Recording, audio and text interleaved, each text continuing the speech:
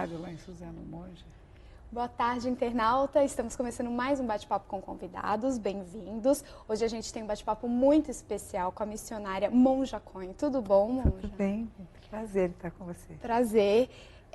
Ela está aqui para falar sobre este livro aqui, ó, que é um romance biográfico, não é simplesmente uma biografia, porque tem algumas coisas que são ficção, outras realidade, baseada nos 60 anos, nas histórias de 60 anos de vida dela.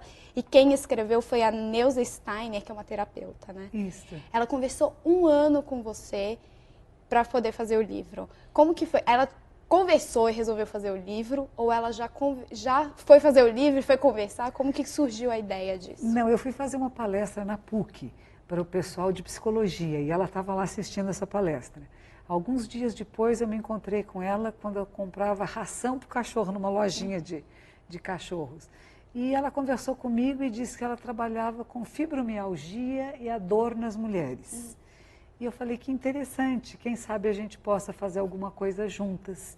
E ela veio ao templo e a proposta é que a gente fizesse um trabalho, uma oficina sobre a dor nas mulheres. E não deu certo. Nós programamos com várias pessoas, oferecemos em vários lugares e acabou não formando um grupo. E ela disse, eu vou escrever um livro então, com várias mulheres. Você pode ser uma delas? Eu falei, posso. E ela começou a tomar notas, ela vinha uma vez por semana na hora do almoço, era tudo muito corrido. E conforme ela foi tomando nota, ela disse assim, eu vou escrever o seu livro. Eu falei, comece. E ela me mandou, então, a primeira parte do livro, e quando ela mandou, até eu me surpreendi, eu falei, nossa, Neuza, isso não é bem assim. E eu falei, vamos fazer uma coisa, você escreve muito bem, e você tem uma maneira de analisar os personagens, porque ela é uma psiquiatra e é uma terapeuta, que trabalha muitos anos com clínica. Então, a capacidade dela de uma análise psicológica dos personagens é riquíssima. Eu falei, vamos mudar o nome dos personagens e eles são seus. Então, ela se baseou em uns dados, alguns acontecimentos da minha vida e em volta disso ela criou o personagem são dela. E é riquíssimo. Mas deu para se reconhecer ainda assim? Dá para reconhecer, sim, alguns momentos, mas os personagens, nossa, ela, principalmente a parte feminina, a interpretação que ela faz da minha mãe, das dificuldades que a minha mãe teve no casamento, ela analisa isso de uma forma extraordinária. A gente vai falar muito mais ainda sobre esse livro. Acho que eu esqueci de falar o nome, eu falei da autora, esqueci o nome. É Monja Cohen, A Mulher nos Jardins do Buda. Monja, você também foi a primeira a ocupar a presidência da Federação das Seitas Budistas aqui no Brasil. Qual que é o peso disso? Tem uma responsabilidade muito grande? Como que é encarar isso? São todas causas e condições. Na minha vida eu nunca fui atrás das coisas, mas elas parece que foram chegando até mim. Quando eu voltei do Japão para o Brasil, eles pediram para eu assumir o Templo na Liberdade. E isso foi em 95. Em 96, a Federação das Seitas Budistas, que são os grupos mais antigos do budismo japonês no Brasil, elas fazem uma rotatividade em que grupo vai ser responsável aquele ano pela presidência, pela organização dos eventos, pelas responsabilidades dos grupos e das atividades. E cabia à nossa escola. E eles perguntaram se eu podia assumir. E claro que foi um pouco assustador, porque mais do que tudo tinha que se falar muitas coisas em japonês, muitos discursos, de uma forma muito polida. Mas eu era casada nessa época com um monge japonês. E ele disse, vamos lá que eu te ajudo. Então, com o suporte dele, foi possível. Legal, ó, já tem gente aqui dando boa tarde, a Fátima do Rio de Janeiro, o Nilson de Taubaté, a Alice, todos dando boa tarde. E a primeira pergunta é da Alice. Ela quer saber como você iniciou sua trajetória como monja e quais os momentos mais complicados que passou. Bom, eu comecei fazendo meditação, zazen. Eu acho que o zazen é a base da vida monástica e da vida religiosa do Zen budismo.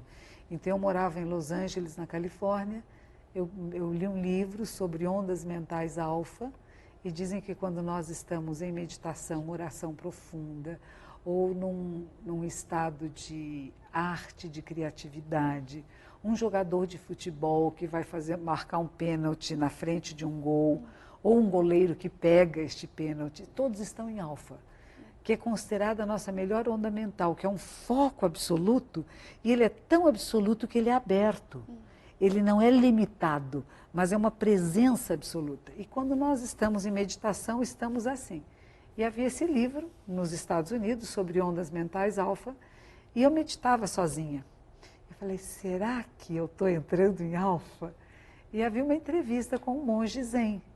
E esse monge perguntavam a ele, hoje você pode ir numa clínica e usar eletrodos e induzir o estado alfa. O que o monge acha disto? E ele falou a frase que me pegou para o resto da vida. Ele diz, por que entrar pela janela? Eu falei, nossa, cadê a porta? Aí procurei pelo Zen Center de Los Angeles, fui lá e comecei a praticar. E o Zazen é uma frase cristã que eu gosto muito, que diz, você me seduziu e eu me deixei seduzir. E foi isso que aconteceu comigo e com o Zen. Eu fiquei seduzida pelo Zen, me deixei seduzir por... E aí eu logo pedi para o meu professor que eu queria ser monja. E ele dizia, mas você é católica, de uma família de origem católica cristã, você não conhece nada sobre Buda. E eu falei, aprendo. E eu insisti muito. Então foram muitos meses de profunda insistência com o meu professor, até que finalmente ele cedeu e eu virei monja. A grande barreira para ele era o fato de você ter sido de uma família cristã. E de não conhecer o budismo. Ser muito nova, né, na tradição. E eu praticava meditação, mas realmente eu não conhecia os ensinamentos, né? E como que você chegou na meditação para cair nesse livro e acabar virando monge? Bom, para chegar na meditação teve várias voltas na vida. Eu primeiro trabalhei no Jornal da Tarde, eu fui repórter da Local, e com isso entrevistei muitas pessoas e a gente sofre junto com as pessoas e queremos transformar o mundo. E era uma época de ditadura militar, de censura no governo, era uma época também de um fim de uma guerra do Vietnã, de movimentos internacionais de paz e amor. Então eu vivi muito essa realidade e eu bebia muito no jornal. Eu acho que a gente saía tarde, ia beber, e era uma maneira, acho que, de amortecer aquelas dores todas. E nisso, um dia eu encontrei uma pessoa que diz, escute, monja, pare de beber, você não quer tomar um LSD? Aí eu fui tomar o tal do LSD e fiquei muito surpresa com o que aquilo fez, porque me interessava muito o que está acontecendo com a minha cabeça. O que significa isso? Que portais são esses? E aí eu comecei a me interessar muito em querer saber o que é a mente humana, como é que ela funciona. Não era para festa, não era para sexo, não era para brincadeira, era uma espécie de uma pesquisa, de um conhecimento que me faltava. E mais ou menos nessa época eu pedi uma licença do jornal, fui para a Inglaterra, fiz mais experiências com drogas, mas ao mesmo tempo é nisso que eu começo a me pegar, meditando, me interessando. Passava uma série na BBC em Londres sobre Jung. Jung vai falar muito do budismo e ele era um homem muito sedutor, as mandalas dele eram uma maravilha. E eu comecei a ler um pouco sobre Jung, me interessar por aquilo que ele falava. E aí pensar, o que será que é esse budismo? E mais ou menos nisso tinha um amigo meu, um namorado meu que queria vir para o Brasil, ele quis então levar LSD para a Suécia, na hora de chegar ele deu para mim, enfim, fomos presos. E durante esse tempo, a cadeia na Suécia é muito boa, são celas individuais, há um respeito muito grande, a ideia da recuperação da pessoa, da inserção de novo no mundo. E eu tive um tempo muito interessante de reflexão, de pausa e de meditação. Então eu começo realmente a ter meditação de uma forma sistemática na Suécia. Eu acordava todas as manhãs muito cedo e fazia, por aquilo que eu tinha lido nos livros, um pouquinho que tem no yoga, que é o Om, que é uma coisa maravilhosa, inspirar, expirar e deixar, que é Om, que é o som do universo, né? Isso me dava uma paz, uma tranquilidade incrível. E quando eu saio de lá e volto para o Brasil, eu começo a procurar e começo a me dar de presentes livros sobre meditação. E aí começa essa minha caminhada à procura deste autoconhecimento, agora independendo de qualquer coisa externa a mim. Então não há mais a necessidade de tomar nenhuma droga ou de nenhum produto que vá provocar a abertura de canais de percepção. Eu começo a descobrir que a respiração faz isso, que o pranayama do yoga faz isso. E essas são as mudanças. E a droga é sempre um assunto polêmico, especialmente uma monja falar já tomei drogas, mas ao mesmo tempo te ajudou, né? Porque foi o que te abriu o caminho. Você se arrependeu? Como que é essa tua relação com essas histórias, assim? Você faz questão de contar para passar a sua experiência para frente? Eu nunca havia contado isto até recentemente. E eu não contava por quê? Porque há uma discriminação com a pessoa que já usou drogas ou que usa drogas. Então, imediatamente as pessoas dividem. Este usa, esse não usa, esse é bom, esse não é bom. E não é bem assim. Uma vez eu fui fazer uma palestra numa escola aqui em São Paulo e havia um padre junto comigo. E este padre me provocou porque ele começou a palestra dizendo para os alunos: eu já fui um drogado. E eu digo a vocês, não usem drogas. E eu falei, puxa, que homem corajoso, porque quando eu voltei para o Brasil, tinham jornalistas que me conheciam, sabiam da minha história, mandaram pessoas me entrevistar para que eu contasse essa história do essa, e eu falei, eu não quero contar, porque talvez tenha problemas, não meus, mas de uma aceitação. E agora é interessante, as pessoas dizem que depois dos 60 anos você já não se importa muito com o que os outros pensam ou possam pensar de você. Eu acho que é bem verdadeiro isso. Falei, puxa, por que eu estou escondendo um pedaço da minha vida que me trouxe até aqui? Mas eu não recomendo a ninguém que use drogas. Eu não recomendo, foi uma experiência da minha vida, da minha época, era a época da fim da geração dos 60 e dos 70, onde todos nós estávamos fazendo isso numa procura de reforma social. Nós não estamos fazendo isso para ter barato, para fazer um sexo mais gostoso, não era brincadeira, era uma pesquisa revolucionária, de modificação do sistema social, de um não à guerra, de um não à violência. Qual é o problema hoje das drogas que eu vejo? Elas, como são proibidas, elas são vendidas no mercado negro, que gera muita violência. Então, para você acessar uma droga, você está entrando num sistema marginalizado de violência. Quantas mortes a gente vê no Rio de Janeiro, nas favelas, nos locais onde as drogas são negociadas. Então, por que a gente vai favorecer a mais violência no mundo, se nós podemos acessar a estados alterados de consciência, a estados de aumento de percepção com oxigênio, com respiração consciente. Então, eu não tenho coisas no meu passado que eu diga, eu não devia ter feito. Eu acho que o que está feito, feito está. Não dá pra, a gente não apaga o passado. Mas o que eu aprendi deste passado e o que eu posso transmitir para as outras pessoas. Eu não uso drogas hoje. Essa é a minha resposta. Monja, olha, a Fátima do Rio de Janeiro quer saber o que fez você buscar o caminho da iluminação. A procura de Deus. A procura de um sentido para a vida. Porque nascemos, porque morremos. O que estamos fazendo aqui e o que sou eu. Não é bem quem sou eu. Quem sou eu, às vezes tem na carteirinha de identidade, se a gente esquece, tem o nome ali, né? Não, mas o que sou eu, o que é o ser humano, o que é mente, o que são nossas emoções.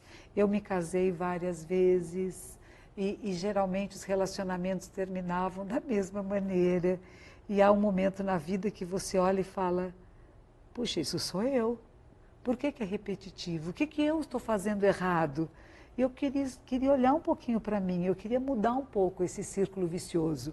Me apaixono por alguém, que delícia, que gostoso, uma fase de lua de mel maravilhosa, e depois começam as brigas de uma separação meio rude, até meio brusca, né?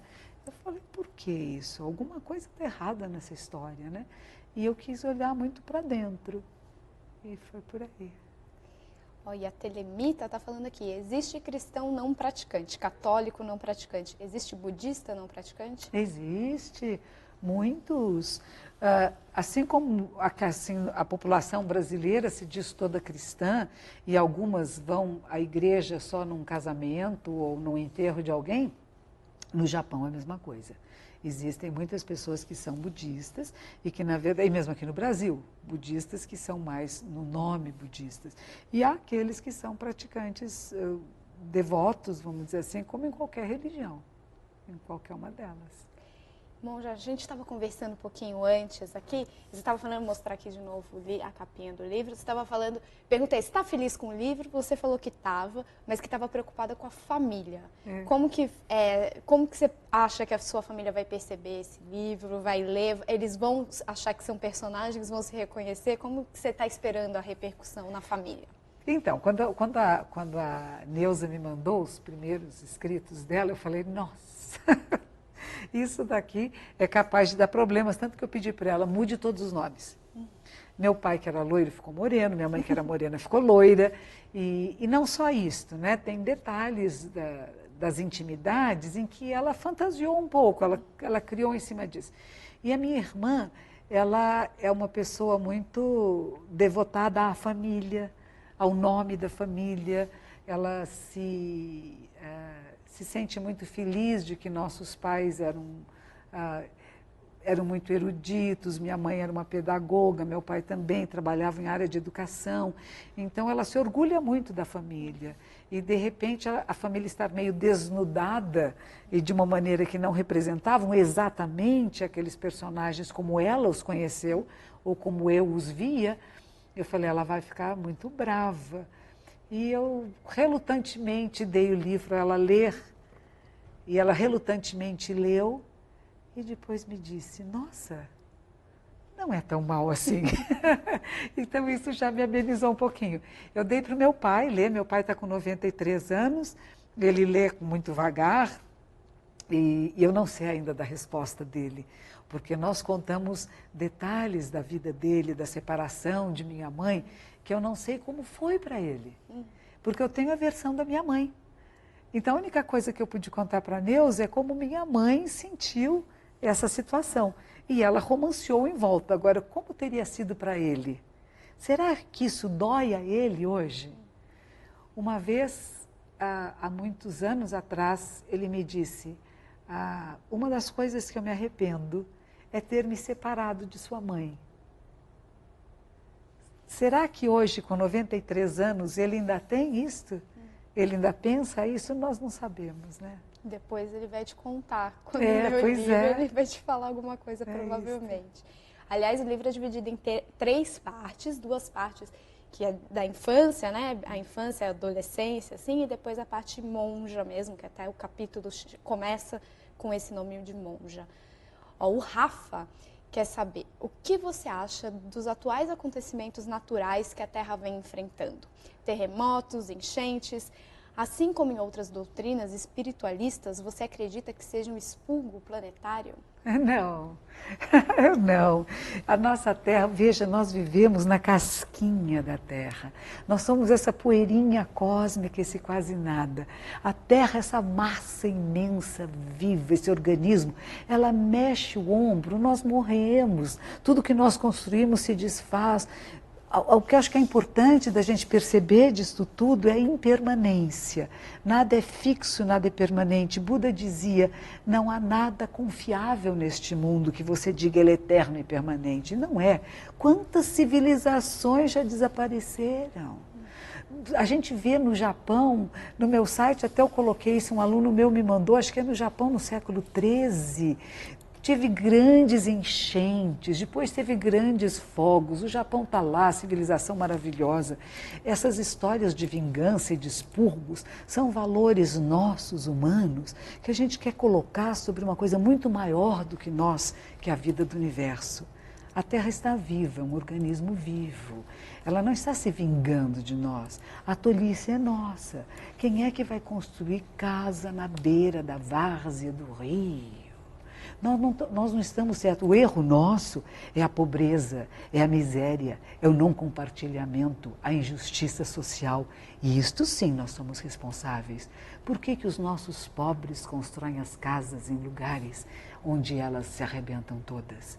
Se você viu ontem no Haiti, tinham casas gigantescas, riquíssimas, com pequenas rachaduras. Por que que a população pobre é que sofre? Nós cuidamos de nossos pobres? Não é a terra que se vinga, somos nós que não cuidamos de nossos semelhantes. Isso aí, olha, ela falou aqui do site dela, o site dela é o zendobrasil, tudo junto, .org.br. Lá tem quem somos, agenda, porque tem o dia que tem palestra, curso e eventos no templo, tem um jornalzinho, tem um Pergunte ao Dharma, tem lugar para você dar doação, tem um monte de coisa que você pode, tem vídeos, tem fotos, tem bastante coisa para você visitar, zendobrasil.org.br. Monja, você falou aí da impermanência. Tudo que eu leio sobre budismo fala-se muito sobre a impermanência. É um dos grandes pilares da filosofia? É uma das bases. Você reconhece se é um ensinamento de Buda ou não, se disser nada é fixo, nada é permanente. Tudo está em constante transformação. E, ao mesmo tempo, essa transformação ocorre por causas e condições. Nada existe por acaso. Causas e condições tornam uma circunstância possível, ela se manifesta numa forma de vida, uma realidade. Se essas causas e condições se transformarem, esta realidade também se transforma. E isso é base do budismo. Então, o Hugo quer saber como compreender o budismo se ele é tão distante para a gente. Isso quanto à sua divulgação e esclarecimentos. Como que ele pode ir atrás? Bom, eu não acho que seja muito distante de nós. Eu tive um professor no Japão que ele dizia assim, se você conseguir colocar as mãos palma com palma, você está seguindo os ensinamentos de Buda. Porque você não está batendo em ninguém, não está roubando nada, não está fazendo nada que seja impróprio e inadequado. Você está inteiro se entregando à pessoa à sua frente ou à atividade que você está fazendo. O princípio budismo é não faço mal, faço bem e faço bem a todos os seres. É fácil falar, vivenciar é difícil. Eu tenho um outro site que é www.monjacoen.com.br e neste outro site tem alguns textos budistas que possam ajudar você, tem alguns links também. Agora eu digo que você conhece o budismo conhecendo a si mesmo. E é uma maneira de conhecer a si mesmo que é zazen, sentar-se em zen, sentar em meditação silenciosa. Tem algum livro, alguma coisa além do seu site que ele possa procurar, algum templo de repente? Sim, mas o que eu digo, quando eu falo de livros para estudar budismo, eu digo leia o livro da sua vida. Comece a reler a sua vida. Veja, a palavra religião, ela tem uma outra leitura. Não é só religar, é relegere, ler de novo. Então, leia a sua vida. Observe o que já aconteceu com você. Reveja seus valores. É fabuloso isto. É maravilhoso. E a minha sugestão realmente é zazen. Tanto no meu templo lá no Pacaembu, como tenho nossa sede na Liberdade, na Rua São Joaquim, são locais que eu recomendo às pessoas para virem fazer zazen. Tá certo. Aí o Namastê está dando boa tarde e ele fala aqui. Budismo, Seishonoe e Yoga. Tudo canaliza para o mesmo fim, a espiritualidade? Talvez canalize todos para essa sabedoria suprema, para o encontro da verdade, o encontro do eu com o próprio eu. Mas não o eu pequeno egóico, com o eu maior. Yoga é esta religação da verdade conosco, com o nosso corpo, com a nossa mente, com o nosso espírito, não como três coisas separadas, mas como uma unidade. Seichonoye é um grupo maravilhoso, Masaharu Taniguchi, um grande mestre, que ele vai juntar um pouquinho de budismo com shintoísmo e cristianismo e torna possível e acessível para muitos brasileiros estes ensinamentos de uma vida de gratidão, de acordar e agradecer e viver de forma adequada, ética, coerente. E o budismo é ao qual eu dedico minha vida, porque eu acho que, para mim, é o meu caminho, né? O caminho superior. Levam à iluminação? Sem dúvida alguma. mas se não houver prática, não há realização. A prática é o que nos transforma. Não adianta apenas ler os livros, tem que pôr em prática na vida. Tudo. O zazen, a meditação budista, o yoga e os ensinamentos da Seichanaya. Você era de uma família cristã. Você foi cristã até que idade, mais ou menos? 13 anos. E de lá para cá, esqueceu completamente as coisas ou agregou no final? Porque eu acredito muitas religiões, muitas filosofias têm pontos básicos que são comuns a todas elas. Acho que não fazer mal ao próximo é um deles. O que tem de cristão que você ainda reconhece em você ou ficou tudo para trás mesmo? Não fica para trás. Eu acho que com 13 anos, eu acho que adolescentes nós fazemos isso, nós exigimos coerência dos adultos. E eu frequentava a igreja católica, eu estava num colégio de freiras e eu comecei a questionar os adultos, que a falta de coerência com os ensinamentos de Jesus. E eu falei, eu não vou mais à igreja porque vocês não são coerentes. E eu não entendi a missa. Realmente não tinha significado para mim a cerimônia, a liturgia da missa. Não entendia, eu ia porque tinha que ir com a minha mãe. E eu falei, não vou mais. E durante muitos anos eu disse, eu sou ateia, eu não acredito em Deus, eu não sei o que vocês chamam de Deus, e não acredito em vários dos dogmas da Igreja Católica, então eu não posso seguir, não concordo. E a minha mãe, uma educadora, ela disse, minha filha, você é livre. Espero que algum dia você encontre de volta este caminho. E muitos anos se passaram, mas era interessante porque a pergunta ficava, o que é Deus? E quando eu tinha uns 12 para 13 anos e que eu estava num colégio de freiras, e quando eu ia na igreja e rezava, eu achava que Nossa Senhora mexia para mim, eu ficava muito comovida, e minha irmã, que acaba se tornando médica, ela era muito cética, ela dizia assim, mexe para qualquer um que olhar fixo. Ilusão de ótica. Então toda a minha espiritualidade se esvanecia naquela frase dela. E meu pai, que tinha uma preocupação de que a gente tivesse uma carreira e que a vida religiosa não era uma coisa que ele aprovasse. Então teve uns lances assim de eu ter sonhos com Jesus e as freiras, e nós tomávamos chá todos juntos, e a madre que tomava conta da nossa classe dizia, minha filha, isso é um chamado religioso, e de novo, a família não tinha muito interesse que eu me tornasse uma religiosa, e isso foi afastado. Então, quando eu encontro o budismo, primeiro, eu sou muito crítica do cristianismo e da minha família, e das opções, da maneira que eles viviam e não seguiam na prática os ensinamentos, e ao mesmo tempo meu coração está à procura. O que é isto? O que é Deus? O que é a vida? E houve um momento em que eu meditava e eu pensei assim, puxa, eu estou traindo Jesus, porque com Jesus eu não tinha nada contra Jesus. Eu tinha contra as pessoas que o interpretavam, tinha contra a instituição que eu não reconhecia, não entendia. E de repente eu tive uma visão, uma meditação na qual, para mim ficou muito claro, Jesus e Buda, eles sentavam lado a lado. E não havia competição entre eles, não havia uma guerra entre eles, dizer, este é meu, você pegou o meu, vou pegar um seu, como na minha cabeça fantasiava. Então houve, de repente, para mim, um sentido de comunhão e de harmonia entre as duas tradições. E eu acho que isso continua. Tem alguns, eu sei pouco do cristianismo, muito pouco. O que eu aprendi é aquele cristianismo que eu falo de bercinho para bebê, né? Que põe as gradezinhas e falam, olha, isso aqui é ensinamento de cristianismo. E eu acho que exatamente quando a gente chega na adolescência, se não houver uma continuidade de procurar um sentido mais profundo, você não vai mais querer continuar, porque aquele ensinamento de bebê não serve mais.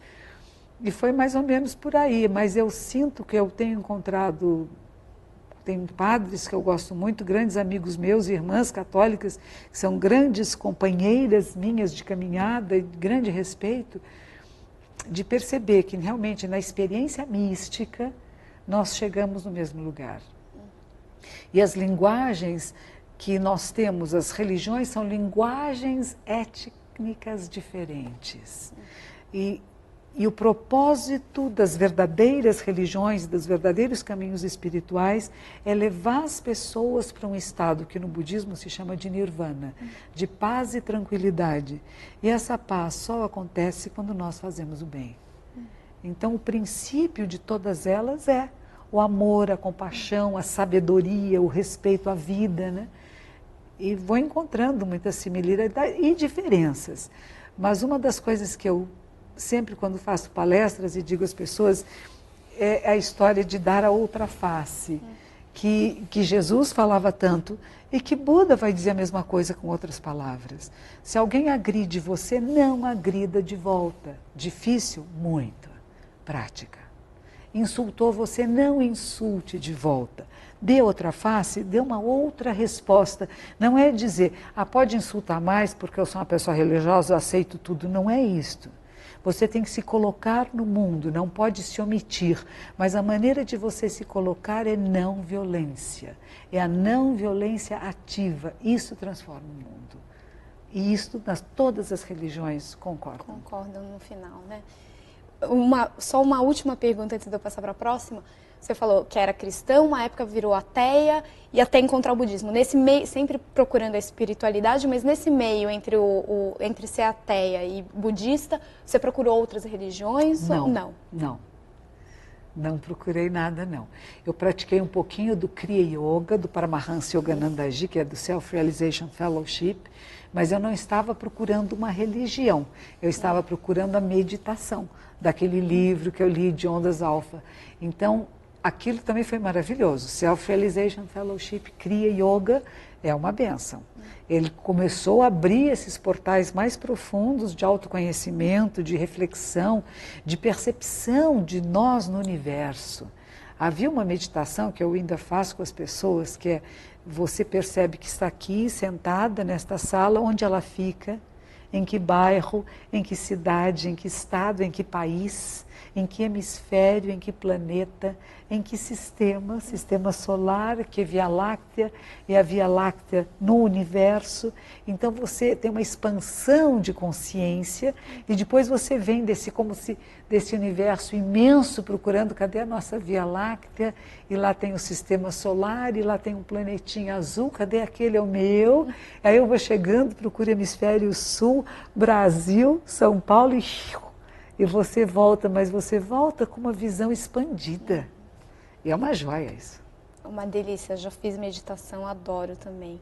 Olha, e a Amanda Monja quer saber como a senhora vê as mulheres no comando de grandes governos ou auxiliando a vários presidentes. Você que é pioneira em tantas coisas.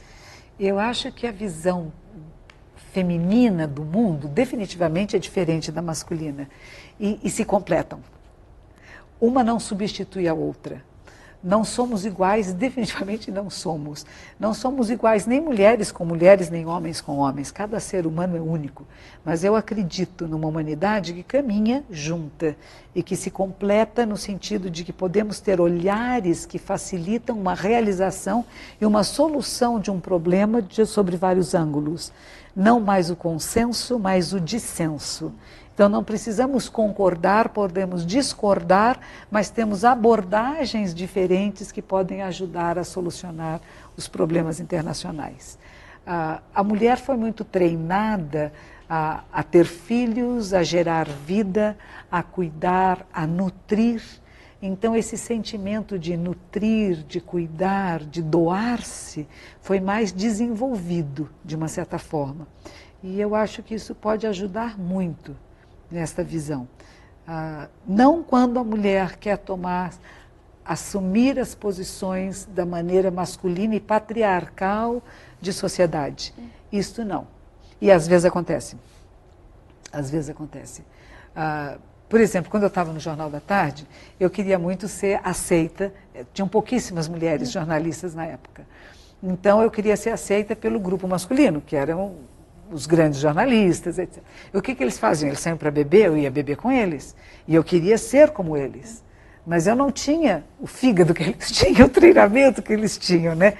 Então acabava me machucando, né? E fazendo bobagens que podiam ter sido evitadas se não houvesse essa coisa de dizer, eu sou como vocês. Me aceitem em nível de equidade, não de igualdade. Me respeitem e me aceitem como uma pessoa capaz de pensar, de escrever, de refletir, de trabalhar. E que às vezes a gente se sentia meio de fora, né? Então eu acredito que as mulheres têm muito a contribuir, indiferente de serem homens ou mulheres, a seres humanos com capacidade de liderança, de inteligência, de compartilhamento, de solução de problemas. E essas pessoas, independente de serem homens ou mulheres, estão aí para servir a humanidade. E nós não podemos separar e dizer, não, mulher não pode ou homem não pode. E a Deb quer saber se você teme que a sua história vire um best-seller do tipo autoajuda. Aliás, o que você acha de livros de autoajuda, alguns mais pro lado esotérico, outros que acabam usando e deturpando verdadeiros ensinamentos religiosos? Bom, a gente espera que não deturpe os ensinamentos. A Neuza teve um cuidado no final, ela fez uma pesquisa, e nem foi mesmo comigo, ela fez uma pesquisa na internet, em livros, etc., tentando retratar o mais fiel possível os ensinamentos budistas nos quais eu estou ligada. Tem 2 erratas no livro, uma delas é quanto à data do nascimento do nosso fundador no Japão, que o dia do nascimento dele, que foi 26 de janeiro, aparece 19, uma coisa assim. Foi um erro de digitação, que não foi dela, inclusive. E o outro, quando o budismo faz da Índia para a China, da China para o Japão, essas passagens, e ela vai considerar que Makakasho, ou Mahakasyapa, que é o discípulo de Buda na Índia, seria o primeiro fundador ou ancestral do Dharma na China. Na China, na verdade, foi Bodhidharma. Então, mas não está muito errado o que ela disse de interpretação. Uma palavra que ela usou também, e que eu tomo muito cuidado, é dizer patriarca. Não tem. Isso é uma coisa que há cerca de 30 anos atrás mudou na literatura e na linguagem budista no Japão. Não se chamam mais os patriarcas da nossa instituição, os monges fundadores são Budas ancestrais, ou fundadores, ou ancestrais do Dharma, porque se falar patriarca, você exclui as mulheres da linhagem. Então, que este livro possa se tornar um pouco de autoajuda eu não acho ruim. Que nós possamos nos ajudar, que nós possamos encontrar livros e materiais que nos ajudem à procura de nós mesmos e que nós sabemos encontrar o caminho da verdade porque somos manifestação dessa verdade, isso não me preocupa. E eu acho que ela não deturpou os ensinamentos. Então, nesse sentido, eu acho que pode fazer bem, não fazer mal. E o Rafa quer saber se você pratica projeção astral, se pratica, quais as maiores dificuldades para se alcançar a perfeição nessa conexão? Não, eu não sei nem o que é projeção astral, não sei. E o Luiz, monja, boa tarde. Acredito que vou perguntar uma coisa que muitas pessoas já sentiram. É normal que as pessoas sintam que sempre foram budistas, ou seja, que tragam características que se aproximem do budismo, que cause uma empatia sem explicação, mesmo sem ter ido a qualquer templo ou tendo contato muito íntimo, a gente sente que pertence àquilo? Pode ser. Eu senti assim, quando eu cheguei no Zen Center de Los Angeles, o primeiro dia que me ensinaram, era uma jovem universitária de cabelinho comprido, muito bonita, como você. Obrigada. E ela me ensinou a primeira vez. Sente-se, põe a perninha assim, respire dessa forma. E eu sentei e falei, que maravilha é isto. Isto é minha casa, voltei para casa, estou à vontade, esta é a meditação que eu sinto afinidade. E os ensinamentos me pareciam muito familiares. Por quê? Eu não sei. Há pessoas que dizem por causa de vidas passadas. Talvez tivéssemos todos sido monges e monjas na época de Shakyamuni Buda. Será? Será que é por causa do futuro? Há uma tradição budista que diz o seguinte, tudo o que acontece neste momento é apenas o futuro chegando até nós. Será? E o Augusto Dias manda a próxima pergunta. A senhora não acha que está no momento de todas as linhas sérias do budismo abrirem um diálogo e mostrar um novo caminho para as soluções dos problemas da vida moderna? A unificação das diretrizes dessas linhas budistas não ajudaria? O que eu acho maravilhoso no mundo é a diversidade. tanto a biodiversidade, que é tão importante, a nossa Amazônia é tão importante porque há tantas formas de vida diferentes, e como há seres diferentes, há tradições diferentes e maneiras de praticar diferentes. Isso é bom, isso não é ruim. Os princípios são os mesmos. Se você olhar as raízes e a base de qualquer tradição budista, ela é a mesma. Mas as maneiras de se praticar são diferentes porque são diferentes os seres. E o Christian quer saber se o budismo tem muitos seguidores no Brasil, se você sabe números e onde são os maiores templos que ele pode encontrar. Eu não sei muito números, é uma coisa difícil de pesquisar. As pessoas, há um tempo atrás, tentaram fazer um levantamento. Veja, eu venho de uma tradição japonesa e a gente pensar que japoneses no Brasil são 1% da população. E nem todos os japoneses são budistas atualmente. Seus descendentes, muitos se tornaram cristãos, principalmente pelo fato da inserção cultural, de aceitação do grupo. Eles eram diferentes, colinho puxado, tomavam banho e não tinha crucifixo em casa. Então eles eram vistos como seres estranhos. Então começaram a fazer, batizar os filhos para ter essa aceitação do grupo, da comunidade. Então, se nem todos, desse 1% da população brasileira é budista, a gente calcula que talvez tenha umas 700 mil pessoas, talvez 1 milhão de pessoas, dentro de um país como o nosso, que possa dizer verdadeiramente, eu sou budista. Como na pergunta anterior, tem muitas pessoas que têm afinidade, simpatia, mas que pratique, que vá aos templos, que peça por cerimônias, que queira se envolver de maneira mais efetiva, talvez o número não seja tão grande.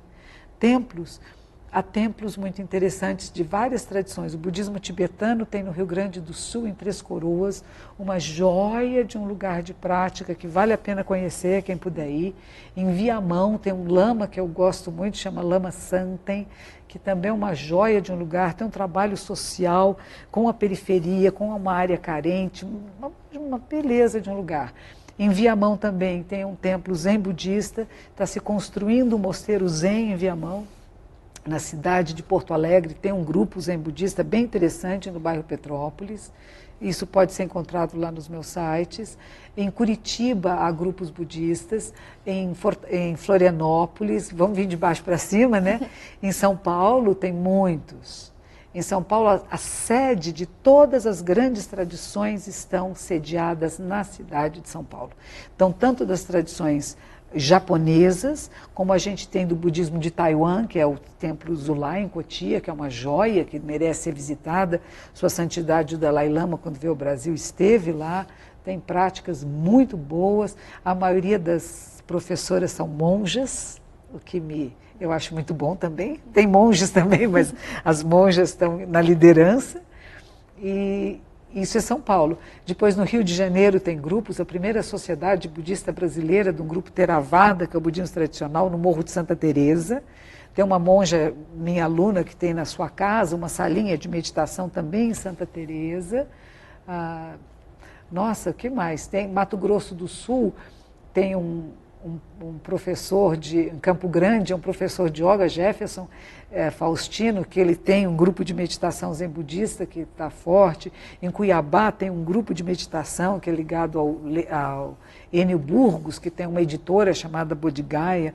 Então há muita coisa. Nossa, e no Espírito Santo, nosso grande Mosteiro Zen, Morro da Vargem, fica em Ibiraçu, pertinho de Vitória, ele é toda a estrutura de um mosteiro japonês ou chinês medieval, mas feito aqui no Brasil, e tem retiros extraordinários.